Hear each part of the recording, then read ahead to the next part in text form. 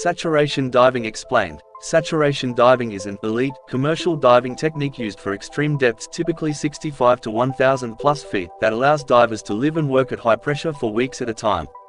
The core scientific principle. The method is based on Henry's law. As a diver descends, their body tissues absorb inert gases, like helium or nitrogen, from their breathing mix until they reach an equilibrium point known as saturation.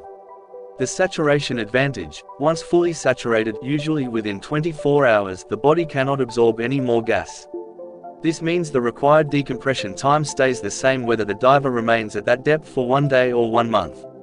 Efficiency: instead of decompressing after every shift, which at great depths could take days for just an hour of work, divers decompress only once at the very end of their multi-week mission. The saturation system. The spread. Divers do not live in the water, they live in a pressurized habitat on a diving support vessel (DSV). Accommodation chambers, pressurized living quarters where divers eat, sleep, and socialize. These are kept at the same pressure as the underwater worksite, the storage depth. The diving bell, a pressurized elevator that mates with the chamber.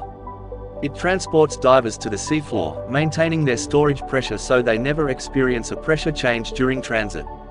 The umbilical, a thick bundle of hoses and cables that provides breathing gas, power, communications, and hot water to keep the diver warm in frigid depths. Physiology and breathing gas. At these depths, normal air is deadly due to nitrogen narcosis and oxygen toxicity. Heliox. Divers breathe a mixture of helium and oxygen. Helium is non-narcotic and easier to breathe under high density. The Donald Duck effect. Helium is much less dense than air, causing the divers' voices to become high-pitched and garbled. Surface teams use electronic speech unscramblers to understand them. Thermal management. Helium conducts heat away from the body extremely quickly. Divers must wear hot water suits that constantly circulate warm water against their skin to prevent hypothermia. 4. The decompression phase. When the job is finished, divers undergo a slow, controlled ascent to surface pressure while still inside their living chambers. This is the most critical phase. Rate. Decompression typically occurs at a rate of roughly 100 feet per day.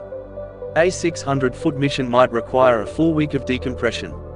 Risks. If pressure is lost suddenly, as in the 1983 Byford dolphin accident, the gases in the blood erupt into bubbles instantly, which is fatal. Like and subscribe.